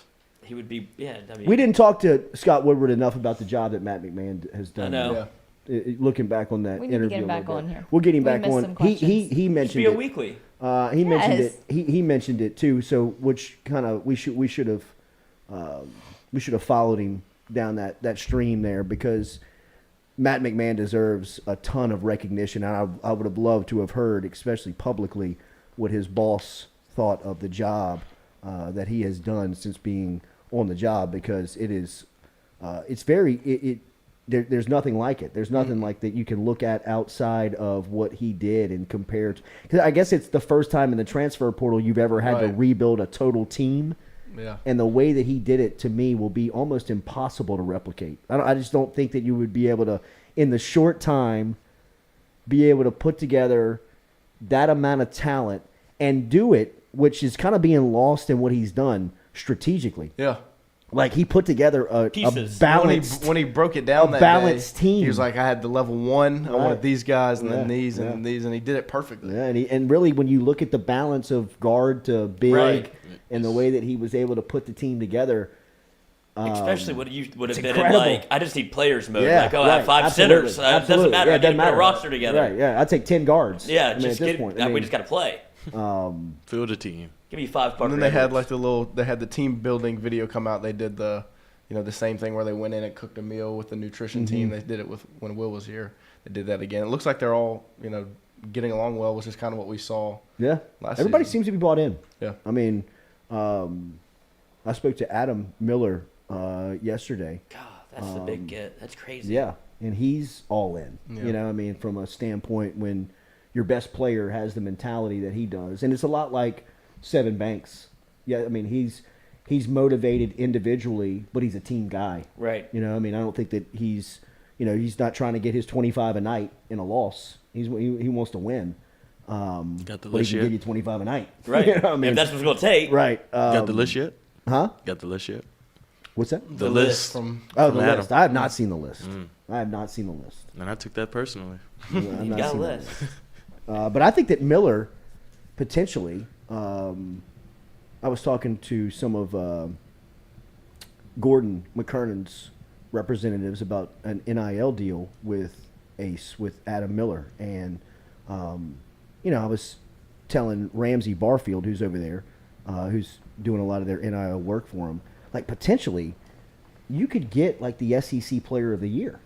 Right. Like in this deal, like, I mean, like, it's all scaled, and it's all kind of like these NIL deals are kind of structured on social media following and how many times do you execute the social post. And I'm like, yeah, I get all that, and his numbers aren't, he doesn't pay a lot of attention to social media, but you could look up in the middle of basketball season, and you could have a guy that nobody's talking about right now, and he's potentially the best player in the league, or at least going to be first team all SEC. first team type player. Yeah, that's going to be leading right? SEC network. Absolutely. Like, he's going to be the future guy that they show, like, pregame when he's dribbling or whatever. Like, when they get the shot, he's going to be on Adam Miller. That's how he's going to be branded for LSU. It'd be great that we'd get him now. And he's a great personality. Yeah, he's great. Jeff and Kenner, Jordy, you guys need to get Antonio Daniels on the show. He's fired. Great interview. It's funny you should say that. This morning on my bike ride, I sent Antonio Daniels a text message at like 5:15 this morning about coming on. He said we're going to get it over the next couple of days. He is great because texting and biking. I was about to say, do you go? No, I No get to hand, the no workout. handlebars? I get to the workout spot, and in between, like my mind is like. Oh yeah, juiced up. I don't believe you. I think you're out there texting like this, like biking. Texting and biking. You'd have to go. That's how I felt. You'd have to. Was it? Yeah. I knew it. No, because the phone was Oh. fucked too. Yeah, the that is phone- what happened. The phone was out. Yeah. And that didn't teach you a lesson? Hey, we got to work. you We still got to do get it? that interview when the phone Yeah, rings. yeah, I okay, mean, Antonio I'll Daniels. get better at riding my bike. But I do send out a lot of the like. You and I were texting early. I didn't know you were on your bike, or I wouldn't have kept Well, I was going. at the park at that point. Okay. You know In what I between mean? sets. No texting Yeah. and driving, son. Right. The roads. Ain't nobody on the roads though. Well, Man. yeah, the Katie's you went worried. 30 No, feet not into the today. road. Very eerie. This morning, when I pulled up to the office, I kind of make the loop and come up the one way, hit the driveway, kind of Oh, on you the get a little run. speed, You know what I yeah, mean? yeah. You know, You're such a kid. Yeah, right.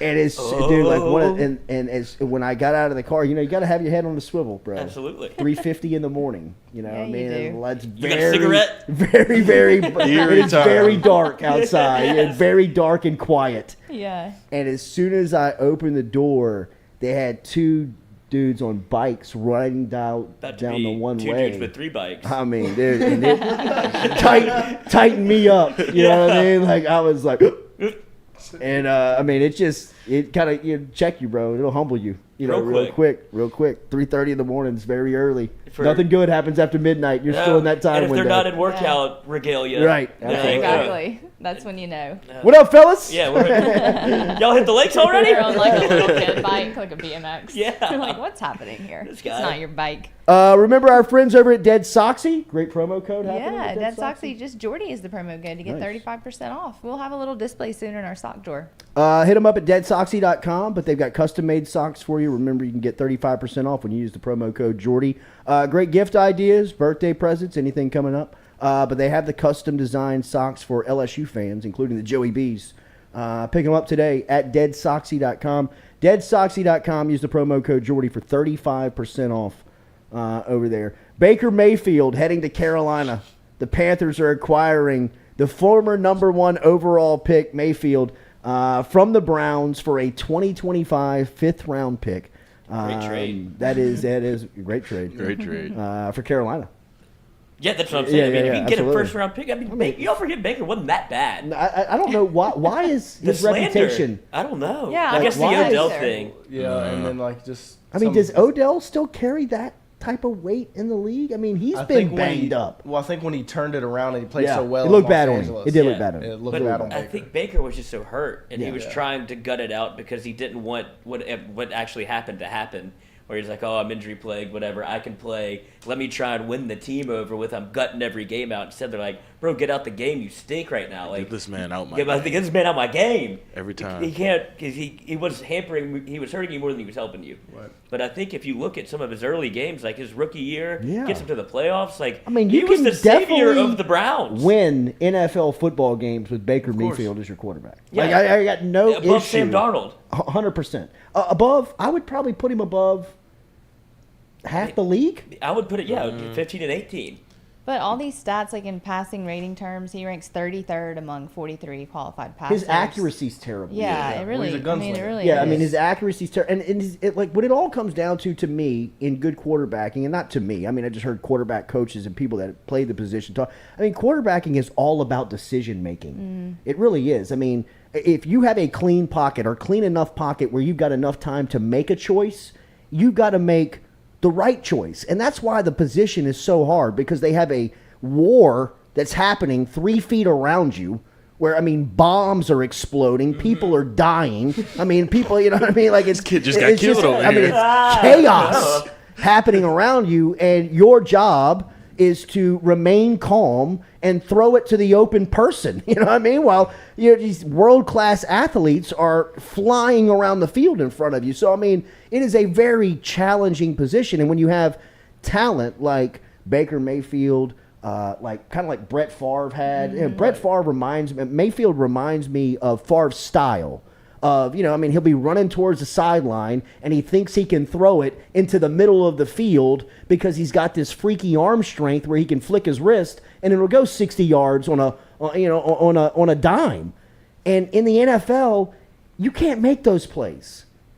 You can't do that consistently. You may get away with one. You may get away with one, every other game, whatever. More than likely, it's going to hit Tracy Porter in the chest. And Absolutely. You're going to lose the NFC Championship. Absolutely. It's just not going to work out. And his decision-making, to me, is his biggest issue. The accuracy problems come because he tries to fit it into windows that just don't exist. He thinks he can throw it into, a sewing needle window when this isn't college anymore, Baker. You know what I mean? Everybody can go. And I think it's taken him a while to grasp that.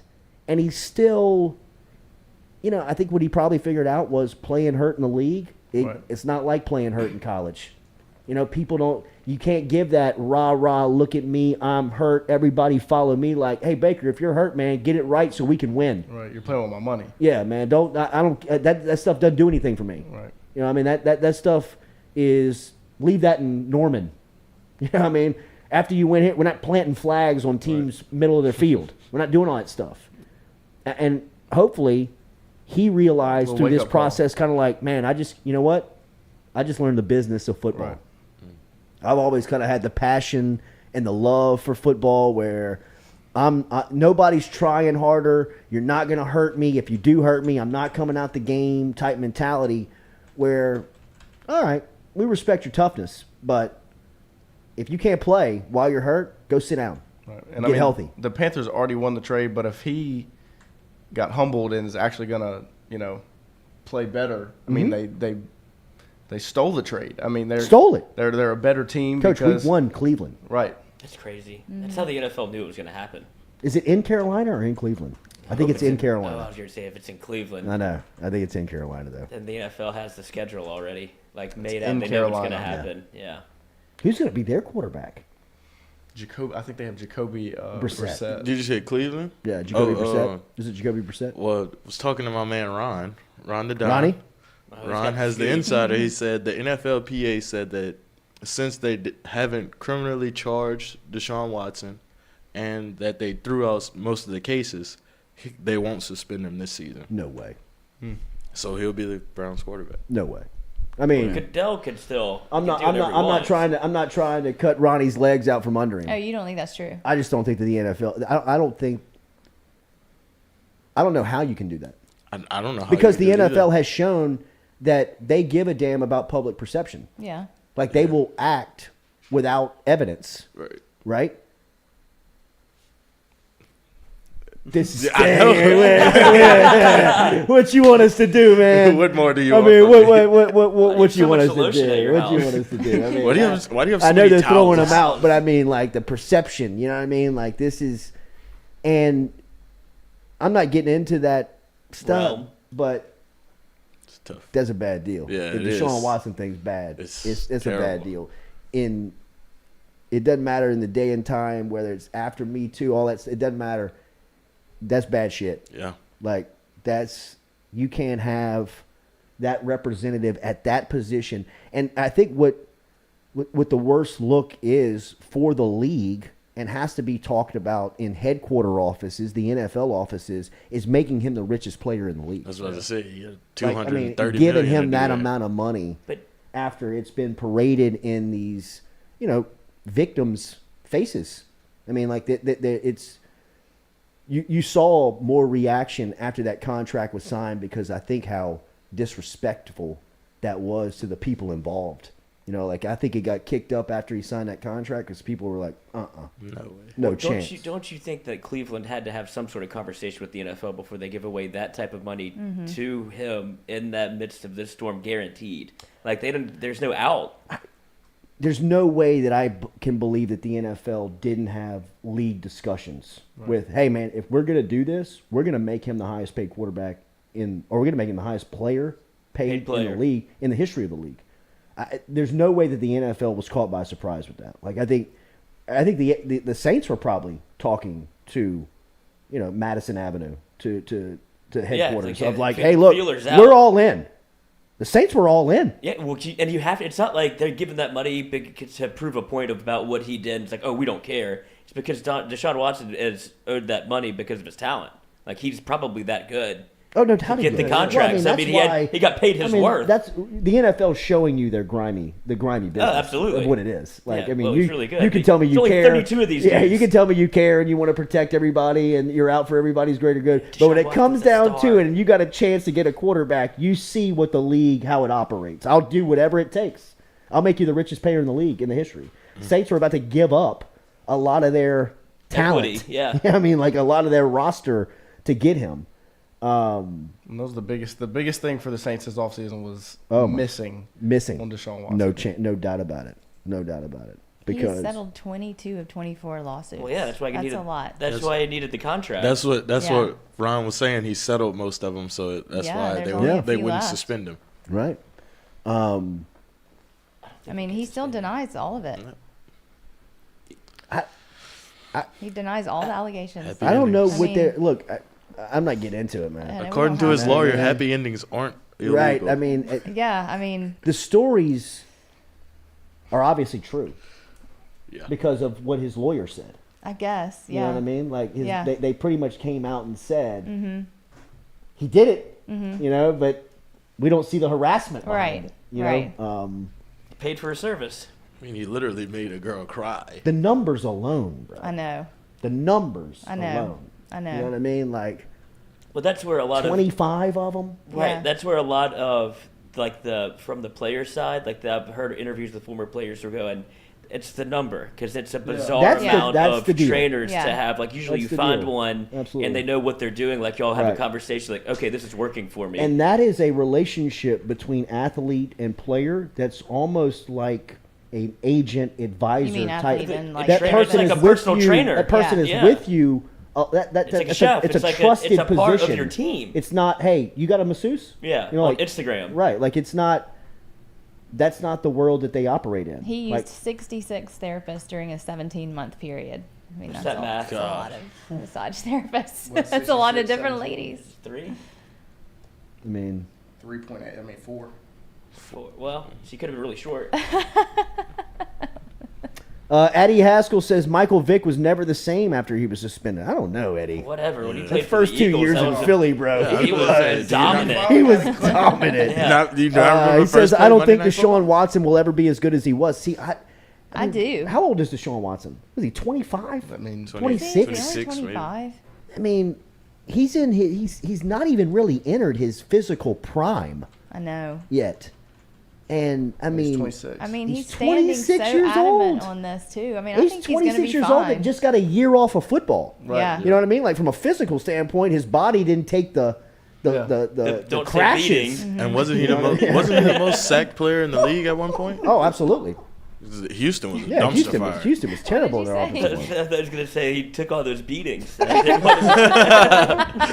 He's getting jerked around in Houston all the time. Beat a lot of his meat. He took a pounding.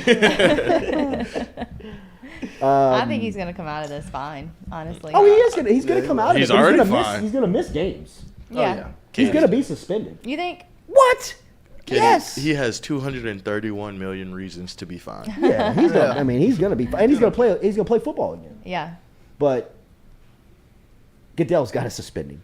Has to. I mean, if he doesn't, be an odd place for him to not. How do you explain your past? And Calvin Ridley's out for a year for gambling. Yeah, a little 5-leg parlay. I missed on 2. Yeah, come on, give me a break. Yeah. Josh Gordon lost. Not that I believe Goodell is threatened by explanation. Right. Like that you have to sit down and explain yourself. Like I don't think that he's okay. All right. What do you want to know? Yeah. We're a $20 billion business. Right. Mm-hmm. And I'm listening to 32 billionaires. Exactly. Like, I don't make the decisions, dude. They call me and tell me what to do. Jerry Jones is calling me right now. Yeah. But I think if he was a Cowboy, he ain't missing a game.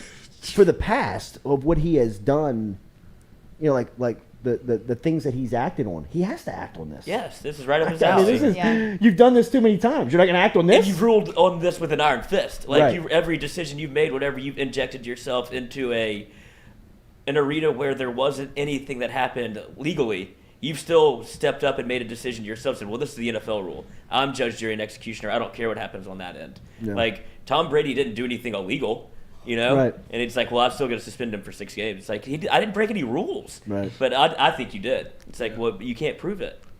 Doesn't Carlton matter. Cisco, Robert Kraft, the owner of the Patriots, got a slap on the wrist when he was pulling into shopping malls in his Bentley and his Phantom. With his white collar. I mean, like, who's this guy? Yeah.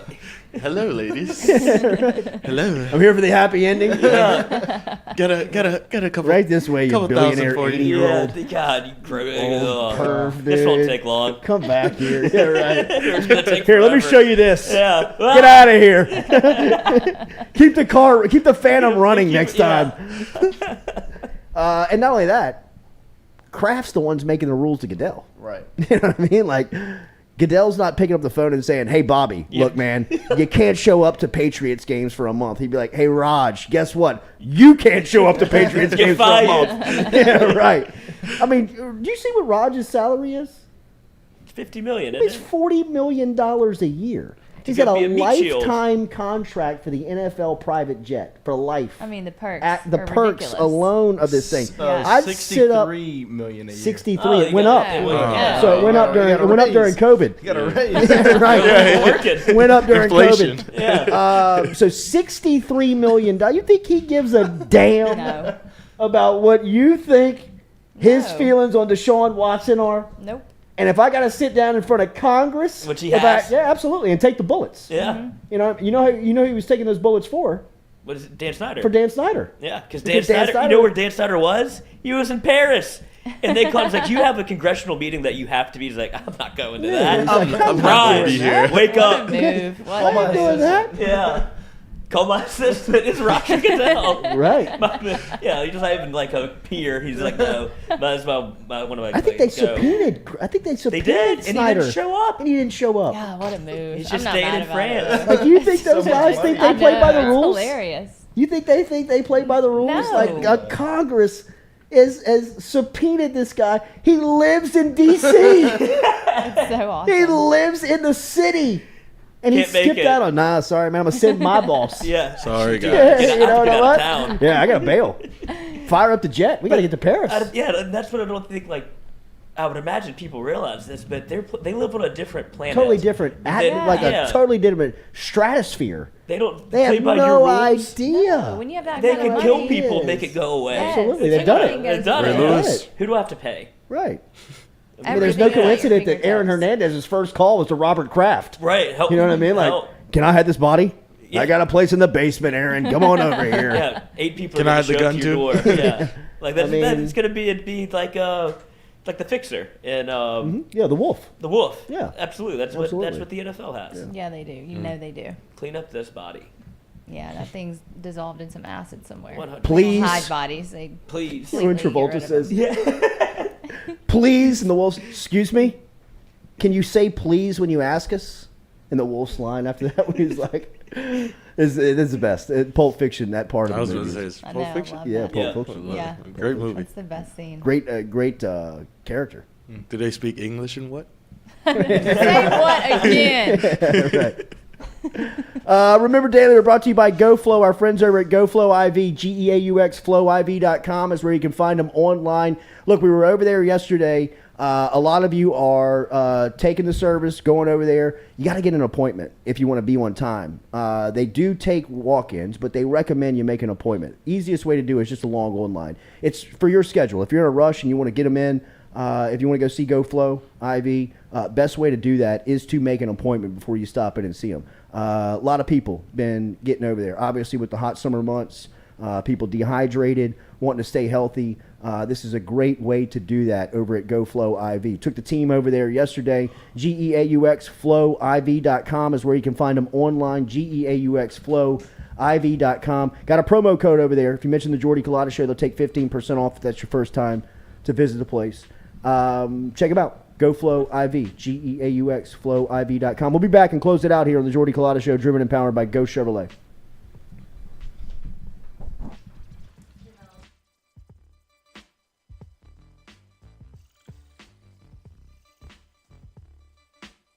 Do you suffer from chronic dehydration? Are you looking to improve your athletic performance and you need to get over and see our friends over at GoFlow IV? They're located on Jefferson Highway. Easy to find them online at GEAUXFlowIV.com. Make sure and use the promo code Jordy Culotta Show. If you do, they'll take 15% off of your initial visit. Check them out online, GEAUXFlowIV.com. We're all from different places and backgrounds. We've each experienced our own versions of life, but in the end, we're all on the same team. I'm part of that team, along with these players in purple and gold. Kayshawn Buddha, Malik Neighbors, Miles Frazier, Kyron Lacey, Greg Brooks. Whether on the field or in the courtroom, your team matters. So join our team. make a difference. Bet. Let's get it done. Southern Eye Center is located at 6859 Jefferson Highway right here in Baton Rouge, has been serving your eyes for over 40 years in the Capital Region. They offer friendly service in a helpful environment with the highest level of personal care to manage your eye health and vision needs. If you want more information, log online to southerneyecenters.com. That is southerneyecenters.com. Stop in and check out their beautiful office located on Jefferson Highway right here in the capital city. And remember, each time you walk in there and you mention the Jordy Culotta Show, Dr. Ann Shaw and Southern Eye Centers will take 25% off of their fantastic selection of sunglasses. All you got to do is mention the Jordy Culotta Show. Check them out, southerneyecenters.com, and located at 6859 Jefferson Highway.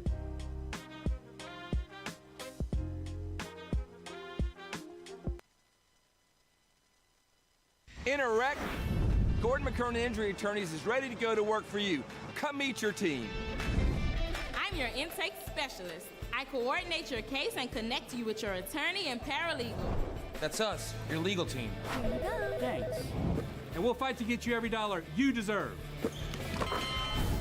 I'm your settlements and disbursement manager, and I'm here to get you paid on time. I'm attorney Gordon McKernan. Put our team to work today. Just call us. Get it done.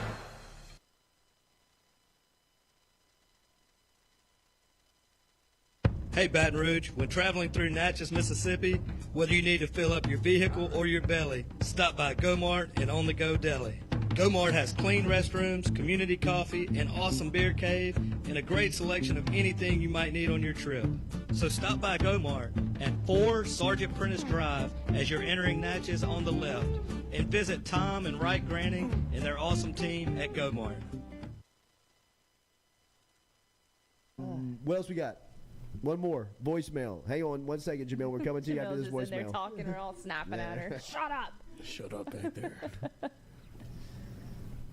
I was just calling to find out when the Jordy Culotta Invitational is going down. Don't make it soon because it's too damn hot. I know y'all know that with the lack of AC going on at the joint. And if Rico Delgado's listening, he's a bitch.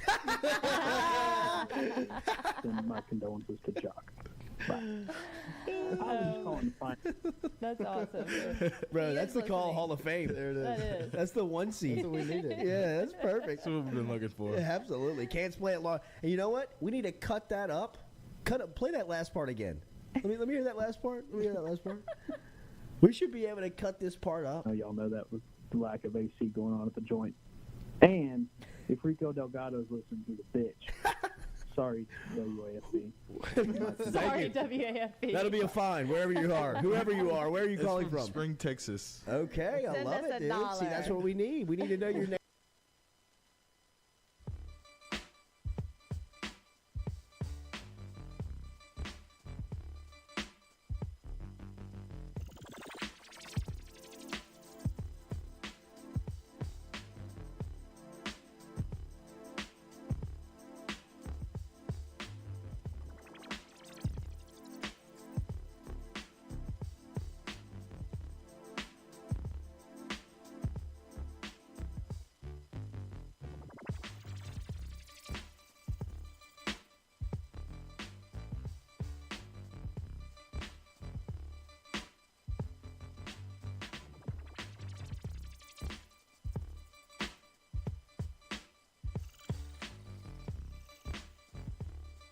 The show driven and powered by Ghost Chevrolet. Appreciate you being out there. Make sure you hit that like button, share button, comment button here on this Thursday as we get you ready for the weekend. Don't forget tomorrow we will have our Foodie Friday with our friends over at Iverstein's. If you have not checked out the new Iverstein's location, go see them over at Perkins Crossing Shopping Center. They are in there on the corner spot.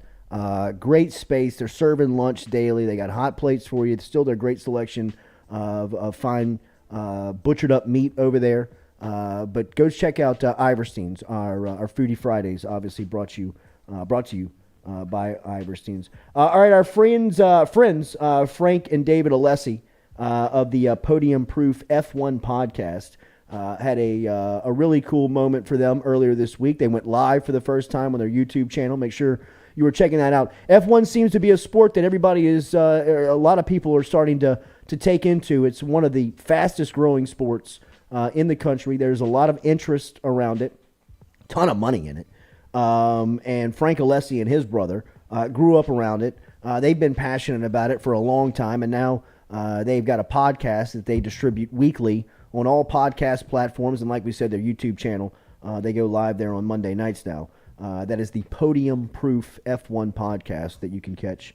And Frank is here with us this morning. Frank, happy belated 4th, buddy. Good to see you. Yeah, happy 4th, man. Good morning. Yeah. Tell me a little bit about this past weekend with F1.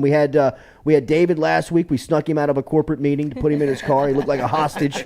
He did. Talking to us about F1. But he talked a lot of stuff kind of happening in the sport right now. A lot of stuff happening both on the track and off the track. What's going on in the world of F1? Yeah, man. So Silverstone was this past weekend, and it was really a breath of fresh air in terms of the racing. You know, we had first-time winner in Carlos Sainz with Ferrari. Really cool. Won his first race in 150 starts. That's so he's been awesome. around for a minute. Wow. So he got it done, not without controversy within the team. Ferrari found a way to screw their strategy again with Charles Leclerc. He was coasting out to a victory. I know, and he had it. You know, he had it, and they had a safety car come out late, and they decided not to pit him and leave him out there on old tires, and everybody else behind him pitted. And then they, you know, when the safety car comes around and restart, they're all bunched up. They're all right there, so your gap is gone. You know, so he was a sitting duck. So he wound up finishing 4th, and Sainz wound up winning. But it should have been – Ferrari had the opportunity to pit both of them and not even really lose position. So does that sport see criticism like an offensive coordinator would? By not calling a play that looks very obvious? Oh, yeah, absolutely. Who gets lit up in that scenario in the F1 world? I guess essentially it's kind of the same hierarchy of, you know, an NFL team, right, with the coordinators and the strategists in F1. So you've got like a head you've got coach? a team principal who's essentially your head coach. And he's going to take the brunt of it, you know. Sure. He's the one sitting in the chair, right? Right. Like watching all the He's the one monitors. making the money. Yeah, I mean, but in race decisions, typically your strategists and your engineers are you guys who make the calls. You know, if it's something bigger, he gives pretty much a nod or a, you know, no. Mm-hmm. But it's, to be honest, I don't know what is going on over there because it just seems like one blunder after another. Just can't get out of their own way. You know, Red Bull had a rough weekend. Max was down in 7th place.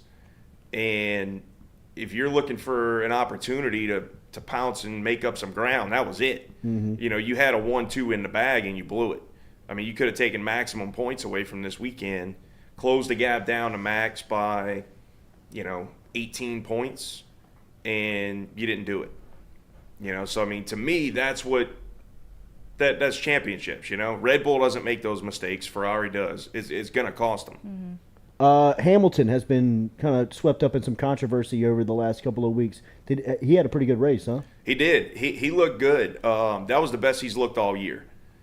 You know, he was in that controversy with Nelson Piquet, and you know, it's one of those things that it doesn't have a place nowadays. Personally, I think Those were the racial remarks. yeah, between, yeah. And look, it was something that was said in Portuguese.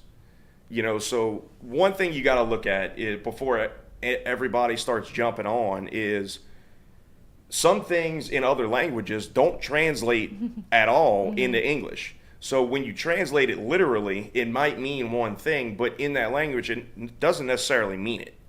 You know, it made, and I'm not saying that it did or didn't, but the fact of the matter is, like, stop giving these old cats that don't understand today's culture a platform because they don't know how to relate. They don't know how to filter themselves when something that you said in 1980 nobody would have thought twice about, and now it's just not acceptable. You know, so I mean, I feel like there needs to be a point where it's like he's not relevant to the sport anymore.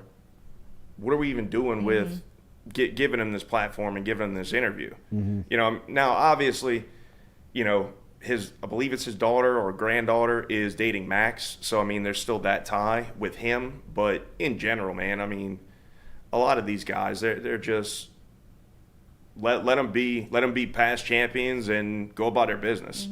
So he drives Mercedes, right? Hamilton? Yeah. And he's been a pretty big advocate of just kind of social issues. He brings them to the forefront of F1 pretty regularly, and he, you know, that's a big passion of his.